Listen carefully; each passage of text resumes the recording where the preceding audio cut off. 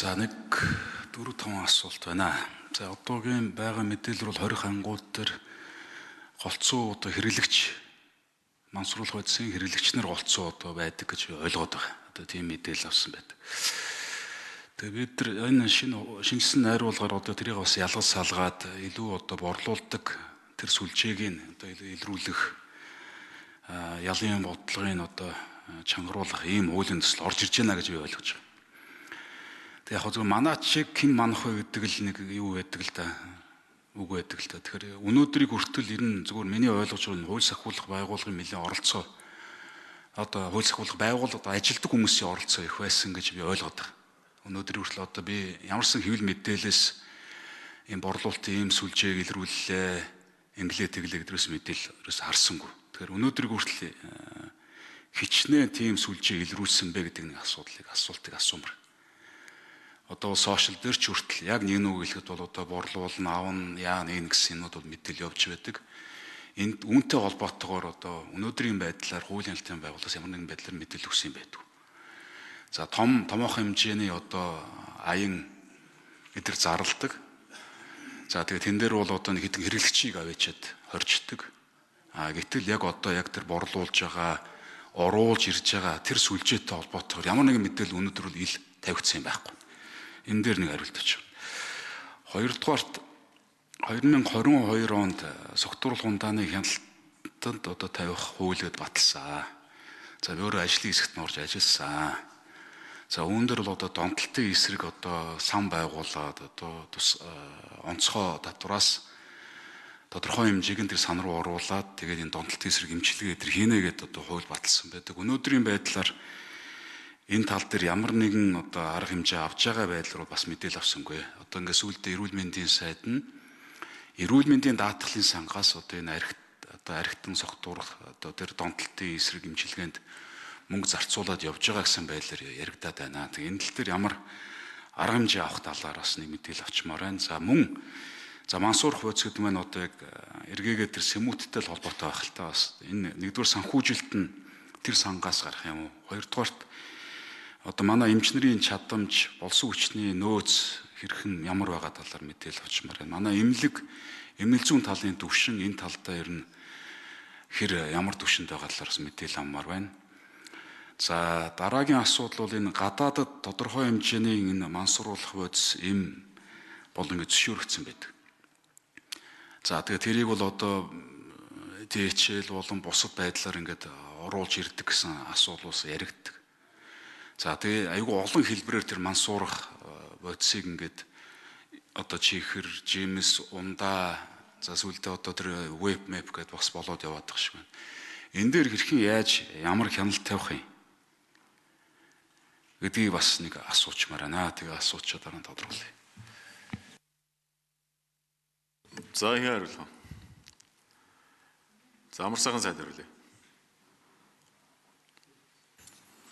За нэгдүгээр асуултын гишүүнэ. Яг ямар одоо илрүүлэлт арга хэмжээ авч байна гэж мэдээлэгдэхгүй байна гэж. За нэг дутагдал бий манад. Энэ харт аймаг мансууруулах хүчийн талаар ерөөсөө ярьж болохгүй гэсээр байгаад далд хэлбэрлүү шилжсэн.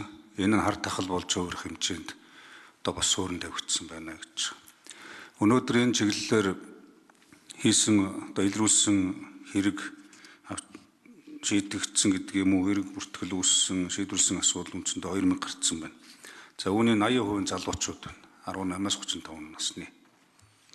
17 нэр төрлийн мансууруулах бодис одоо ингээд харт амхны төрлийн бүтээгдэхүүн өнөөдрийн байдлаар албан ёсны тоо баримт дээр 510,000 хүн тоныг хурааж авсан байна. За хэрэглэгч зүй чиглэсэн, донтолгоч зүй чиглэсэн ийм хандлага явж ирсэн бол одоо жинхэнэ нийлүүлэгч, худалдагч, үйлдвэрлэгч нөгөө одоо зохион байгуулалттай гэмт бүлгүүд рүү чиглэсэн үйл ажиллагаа, цагдаагийн байгууллага, холбогдох мэргэжлийн албад улсын хэмжээнд төдийгүй гадаад улс орнуудтай хамтарсан баягаар зохион байгуулж байна. Хамгийн сүүлд Турк улсаас, Польш улсаас олон жил манай одоо улс руу харт амхны нийлүүлсэн зохион байгуулалттай бүлэглүүдийн одоо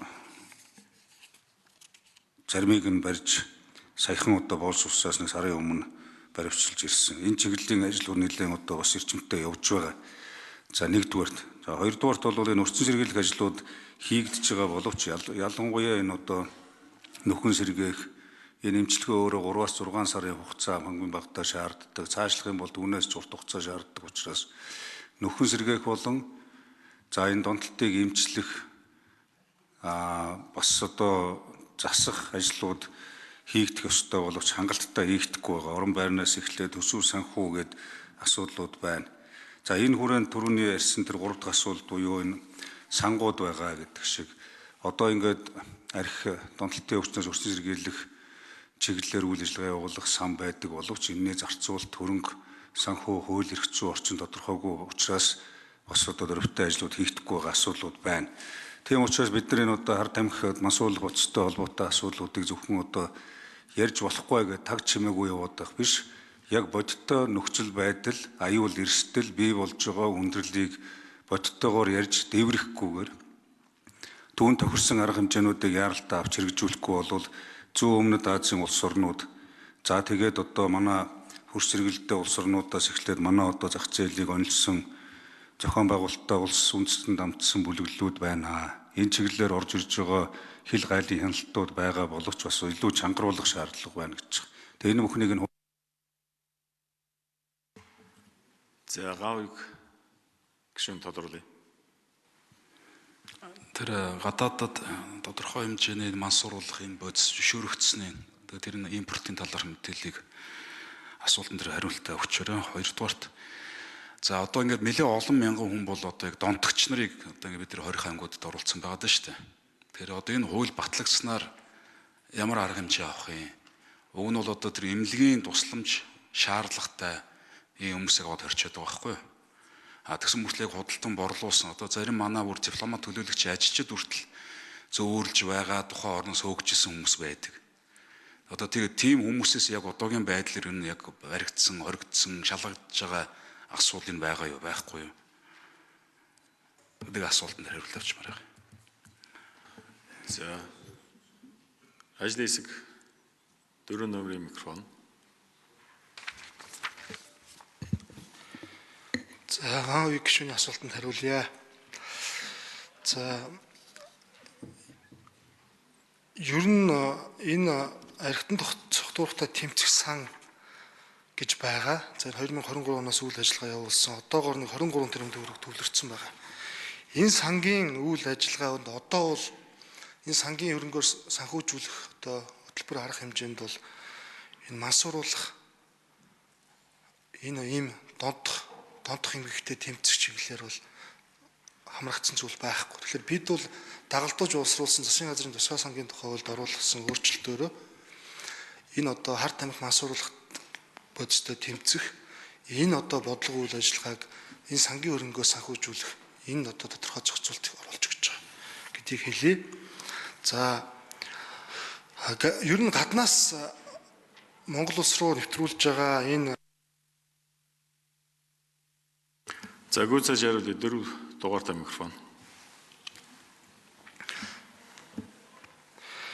Энэ одоо гэмт хэрэгтэй тэмцэх чиглэлээр бас гайлын байгууллага, тагнуулын байгууллагын чиг зүгээс онцгой анхаарч байгаа.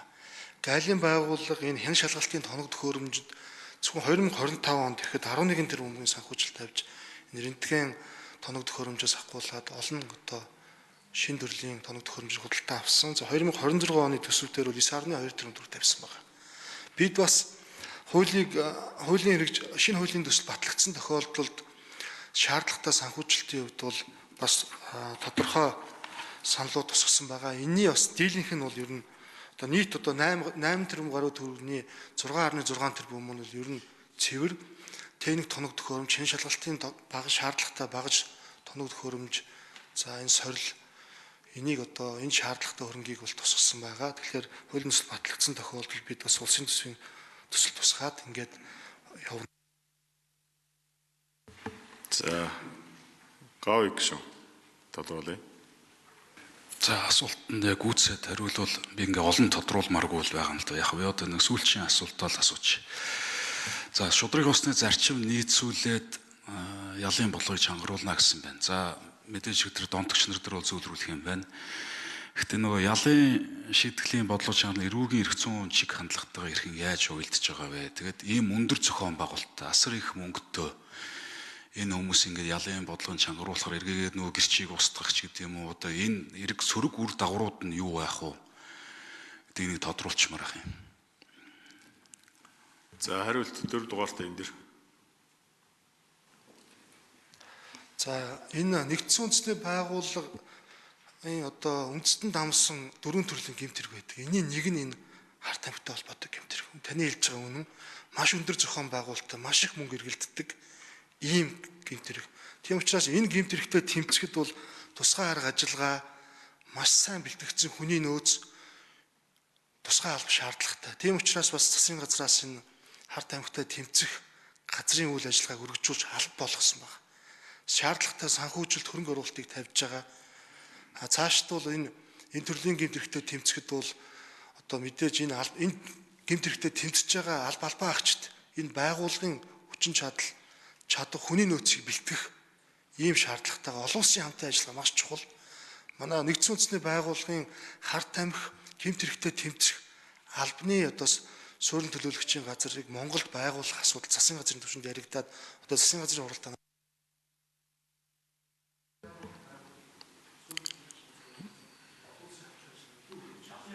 За 4 номер гүйцээж хариулъя. За ялын бодлогын хувьд бол энэ түрүүн бас хэлжсэн энэ хэргийг зохион байгуулж байгаа, худалдан борлуулж байгаа энэ этгээдэд хүлээх ялын бодлогыг чангатгаж байгаа.